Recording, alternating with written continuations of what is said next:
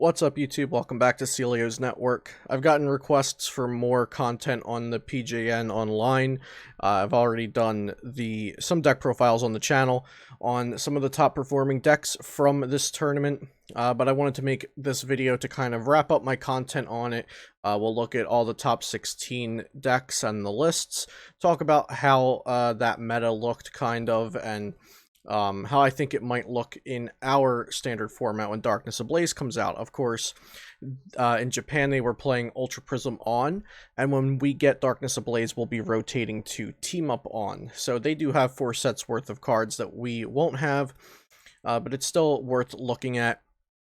And I figured I would make this video since a lot of people seemed interested in it. Links will be in the description for the YouTube channel this was streamed on, the Twitters where I got some of the images I'm using, the website that held the website for the Japan National Online 2020, links to the deck lists, all of that will be in the description down below. And also shout out PotownStore.com, the best place for you to get PTCGO codes. Make sure you use code CELIO for 5% off. And yeah, before we get into the video, just one more thing. I just like to thank everybody that's been watching the videos, liking, subscribing, you know, sharing with your friends and everything. I'm really happy that so many people have stayed interest and gained new interest in the Pokemon TCG over the quarantine. And the videos are just a really nice outlet for me to record, and it's really enjoyable for me to record them and produce this content for everyone, so I hope you are also enjoying it. Yeah, without further ado, let's start talking about this tournament. So, just in case you haven't watched my other videos on it, after this, go back and watch some of the deck profiles maybe.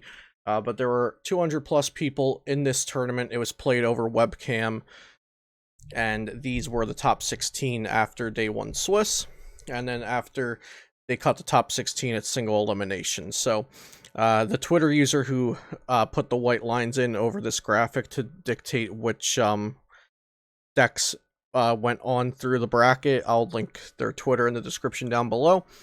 But so this shows you basically Vikavolt that was 8th seed ended up getting 1st. The Vikavolt that was 2nd seed ended up getting 2nd, ironically.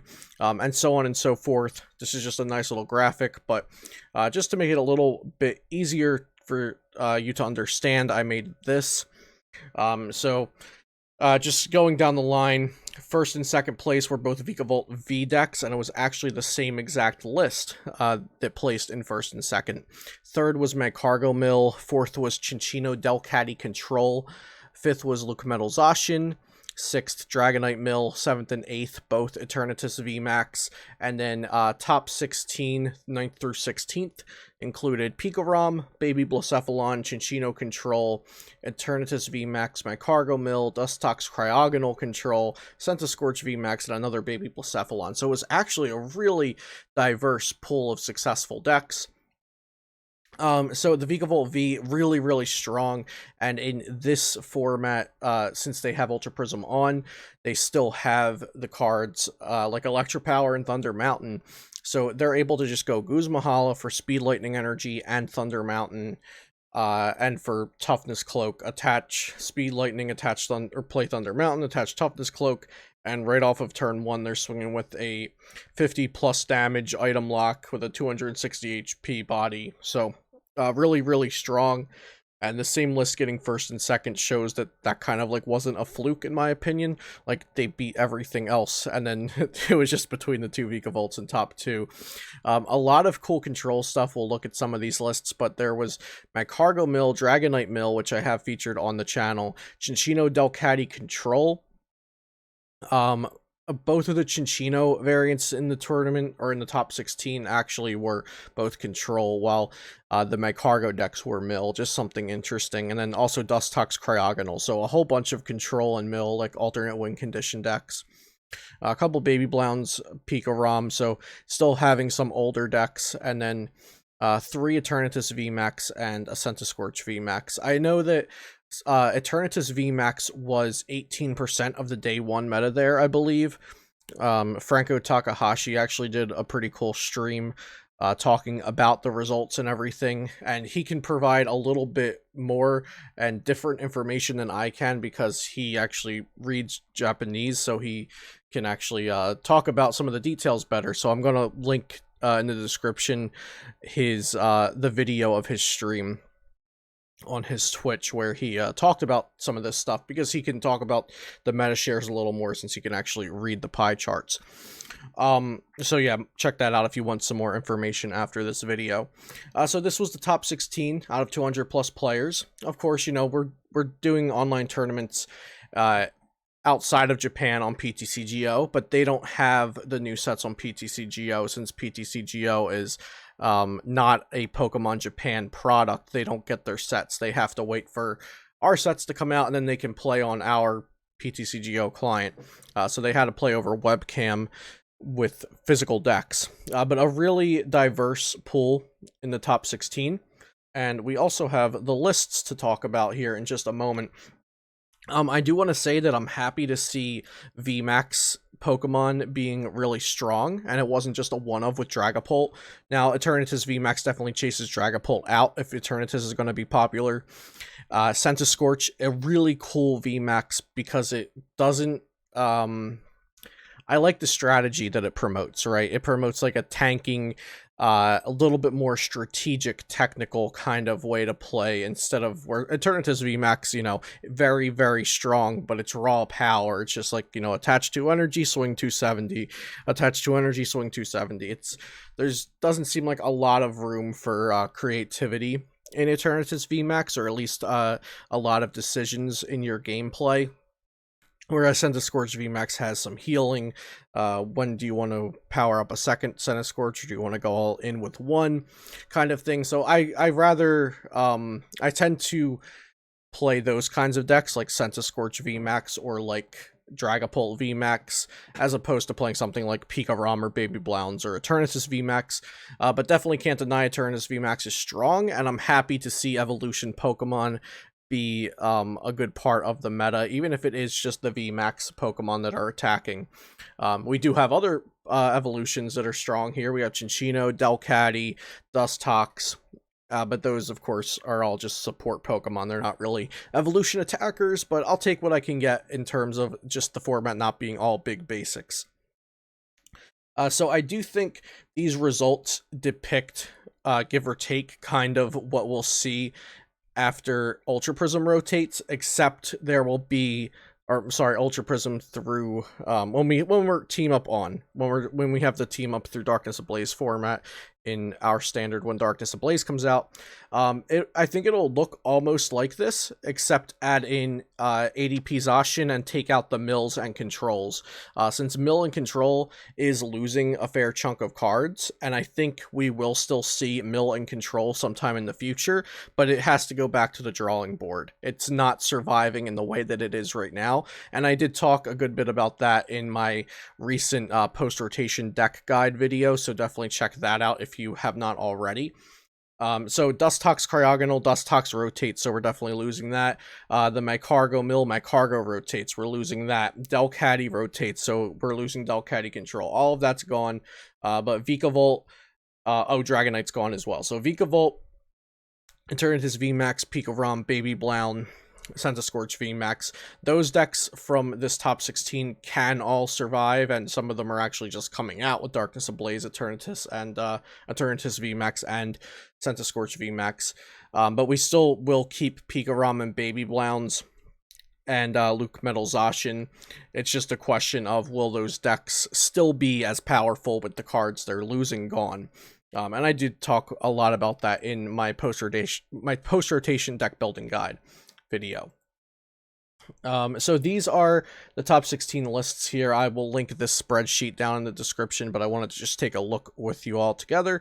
And so the way we're going to use this is, let's see. So these are not listed by their final placing. They're listed by the seed they went into top 16 as. So right here, the Oranguru Mycargo on the top left of this image, it has the number 1. It went in as the first seed, so that's up here as the number 1 deck we will be looking at. in this sheet. So this was the first seed, Aranguru, my cargo deck, my cargo mill, whatever you want to call it. And this ended up placing in top 16. It lost in the first elimination of the top 16 bracket. But this was the first seed deck. If you want to take a look, it's not really anything special, so I'm just going to kind of click on these. We'll talk about the list if there's anything special to talk about. If not, you can go back and look at them yourselves in the Google Sheet link that I'll put in the description down below. But yeah, so a pretty run-of-the-mill, I didn't want to say that, no pun intended, run-of-the-mill my cargo mill deck, except it does play the new Bird Keeper, draw 3, switch your Pokemon.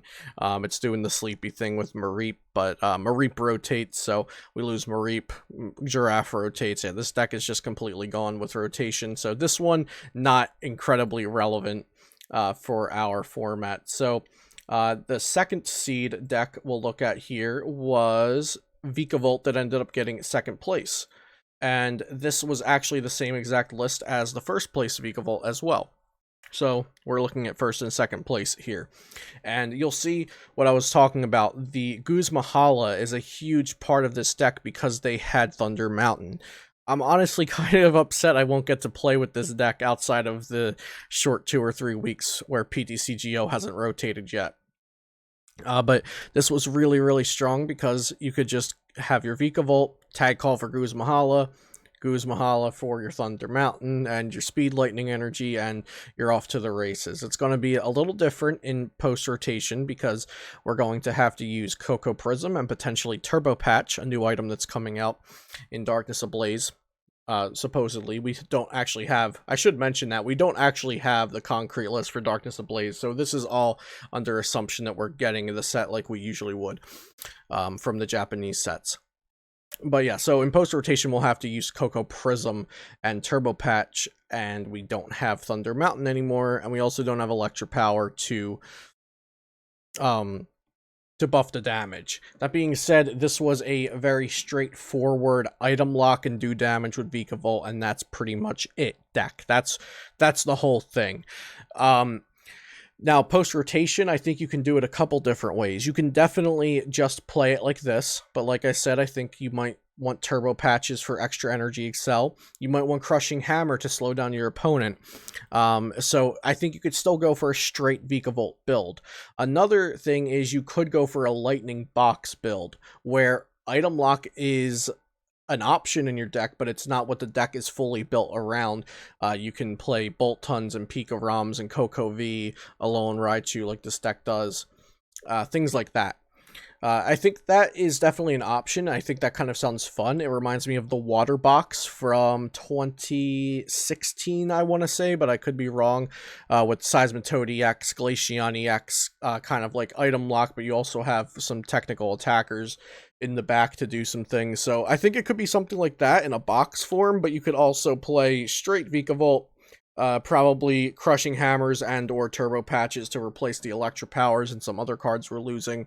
I still think Vikavolt will be strong. Item lock is usually strong in some way or another.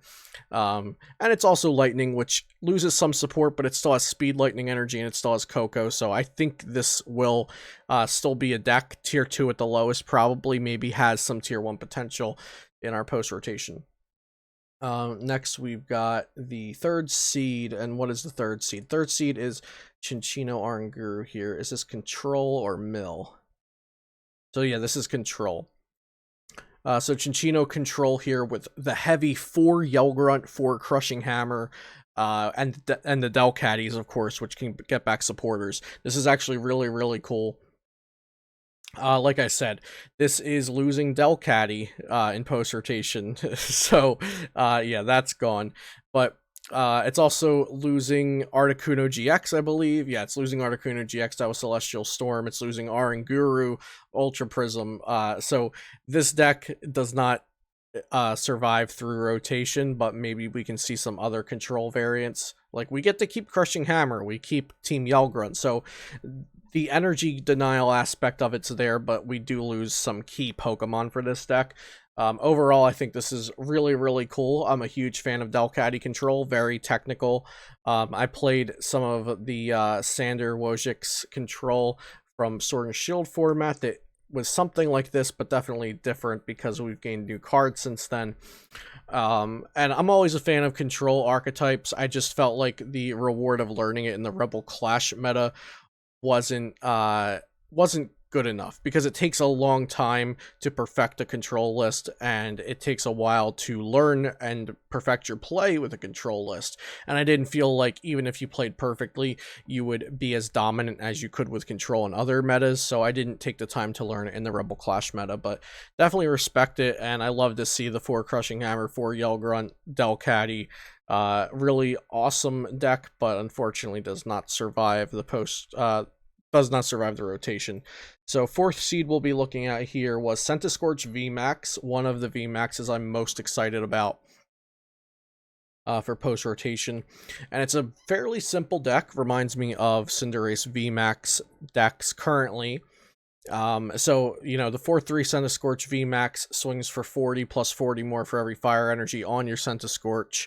And then you get to attach one from your discard to the Centiskorch. It has 320 HP. And you can use the new heat fire energies to give it plus 20 HP more for each heat fire energy on it, and the big charm to add some HP. And they're using potion, hyper potion, Malolana. Really love this deck. I like it's kind of simple, but it also has some cute stuff like Wondrous Labyrinth in it. I might go a little bit heavier on the healing when I build this, but, you know, I think it looks really tight. It got 4th place, so it's obviously has some... Oh, no, I'm sorry. It went in as 4th seed. I think it actually ended up placing top 8 or top 16, my bad. But went in as 4th seed out of a 200-plus person tournament, so that's nothing to scoff at. Centiskorch VMAX will definitely be a post-rotation deck, so I think this is a good place to start and just take out the things that are rotating out, like a skateboard. And what else are we losing other than a skateboard? Is that really it? We're losing a skateboard, and that might be it. Yeah, so take out a skateboard, put in some scoop up nuts, and you're good to go. Play Centiskorch VMAX. It's probably going to be strong. Let's see. 5th seed we've got here is Magcargo Mill. Not sure if there's anything interesting. We might just speed right by this one. Yeah, nothing too special to talk about here. 6th place, or 6th seed, sorry, was Baby Blacephalon. And let's see what we got going on here. So Baby Blacephalon with a Reshizard in it. I don't think I've actually ever seen that. Baby Blacephalon's going to change a lot. We're losing Fiery Flint. We're losing Heat Factory. We're losing a skateboard. So we're losing Blacephalon GX as well. So Baby Blacephalon's probably going to change a bit. Some people don't think it survives the rotation. I don't think it's going to be instant tier 1 in post rotation, but I also don't think we can just like push aside a deck that can blow up any Pokemon for 3 energy. It probably gets a little harder to build, and it probably gets a little less good, but I still think it should be like an archetype in the meta somewhat. We'll have to see. I could be wrong though. So yeah, Baby Blounds, and where are we? We're on seed 7 now, and seed 7 was Dustox Cryogonal. Absolute crazy deck here. So Dustox, it's kind of like a standard sleep block. Oh, and it also uses Florges. I looked at all these lists, but I guess I forgot about the Florges. So Dustox rotates, Florges rotates. That's all you need to know here for if the question is, does this survive rotation? The answer is no, it does not. But a really cool deck if you wanted to try it in current standard. It has all of this is in our current standard aside from the single Bird Keeper. I believe everything else is in current standard, so if you wanted to try that out, you definitely could, and just, you know, put in a Tate and Liza for the Bird Catcher, and you're good to go. Or Bird Keeper. I've probably been saying Bird Catcher and Bird Keeper this entire time. But yeah, this is actually a really annoying deck. I've played against it before this tournament. I played against it in, like, the PTCGO events when I was grinding for the Players' Cup a bit. It's a really annoying deck, actually. It's pretty cool. Not exactly my cup of tea. I prefer the like the remove energy resource management type of control, but still a really creative deck. 8th seed was the first place Vikavolt V, and that's the same exact list as the other Vikavolt V we looked at, so we don't need to see that again. Ninth Seed was the only Pika ROM in top 16. And here's Pika ROM. It's also featuring a Vikavolt V, which is cool to see. Maybe alluding towards that kind of lightning box thing that I was talking about. This obviously loses the same things that Vikavolt loses. You know, it loses Zeraora GX, it loses Thunder Mountain, it loses Electra Power, it also loses Volkner.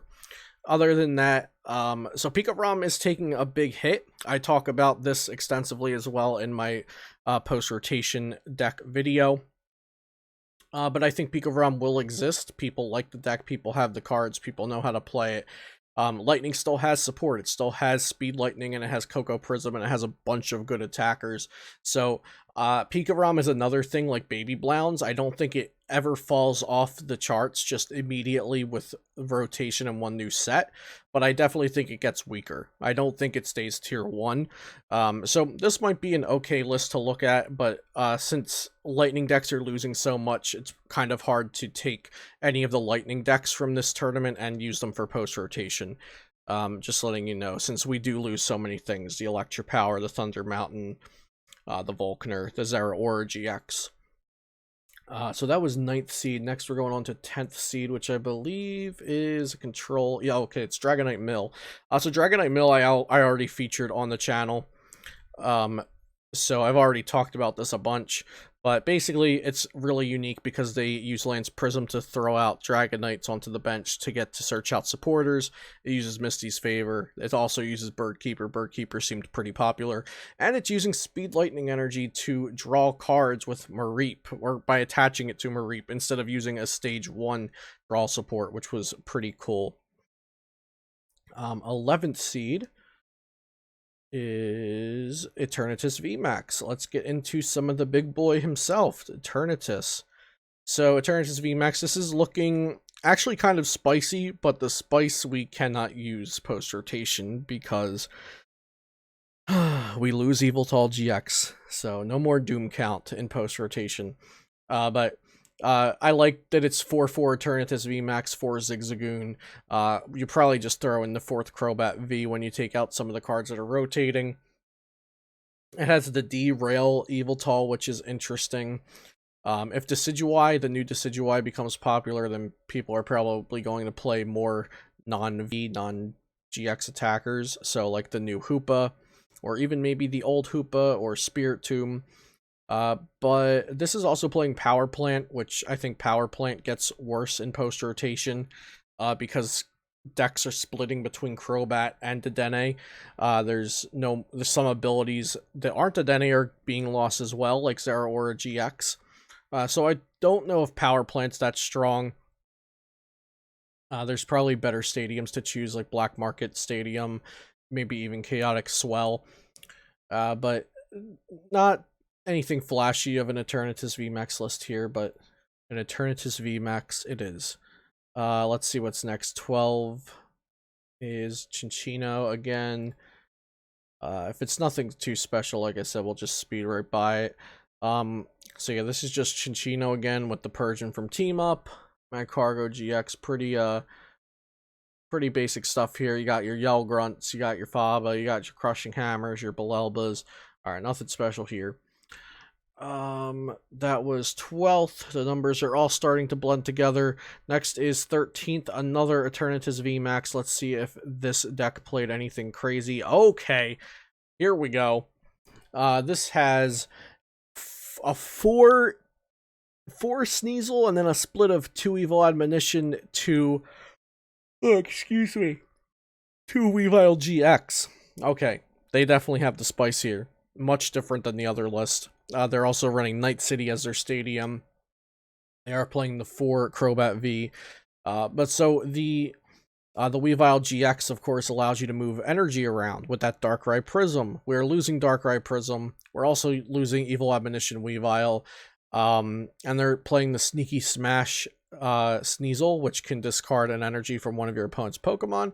And I believe we are losing that Sneaky Smash Sneasel to rotation as well. So a bunch of the cool stuff here is gone in post-rotation. So This list basically is obsolete. Just go back to the other one we looked at. Next is another Eternatus VMAX list. And this one is playing a new Hoopa that I mentioned. It's also running the Yveltal GX that is rotating. It's playing Night City over Power Plant. It's playing the Meowth that can smack a little early damage for free. But other than that, nothing really noteworthy. Next, 15th place, or 15th seed rather, is the other Baby Blown. Not playing the Reshizard like the other, but like I said, Baby Blowns and Pika, you kind of have to go back to the drawing board just a bit for those, since they are losing some important cards, but they do still survive rotation.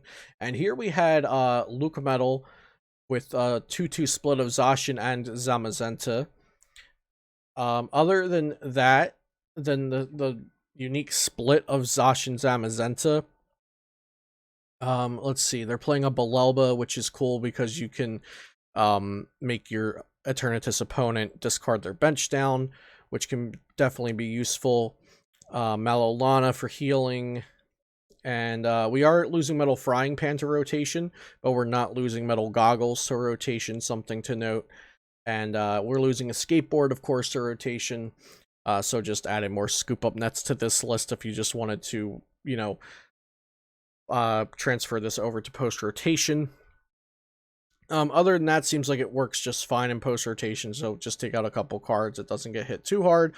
But I'm not sure how good Luca Metal Zacian will be in post rotation. I guess Zamazenta should be pretty good. With VMAX is getting better, though, so we'll have to see about that. Centiskorch probably gives it a problem, though, with Metal Frying Pan rotating. And was that the last deck? Yeah, that was the last list, sorry. So, yeah, those are the top 16 decks from the Pokemon Japanese National Online 2020. I mess the name up every time. I think I got it out, or at least in the way that I wrote the abbreviation there, the PJNO 2020. Hope you enjoyed this video.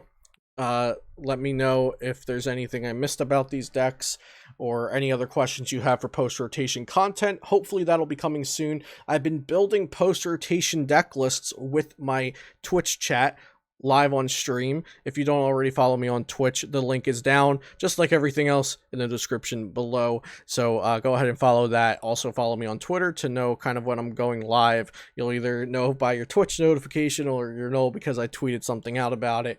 I don't really keep a schedule for streaming right now, but I do stream quite frequently. It's usually in the evening for me. And I'd love to see some new faces come out to that. So I hope you enjoyed the video. Subscribe to the channel if you're not already subbed for more content like this in the future. Check out PotownStore.com for all of your PTCGO needs. Like the video. If you did like the video, then click like on the video because that does help me reach new viewers. And I'll see you next time here on Celio's Network.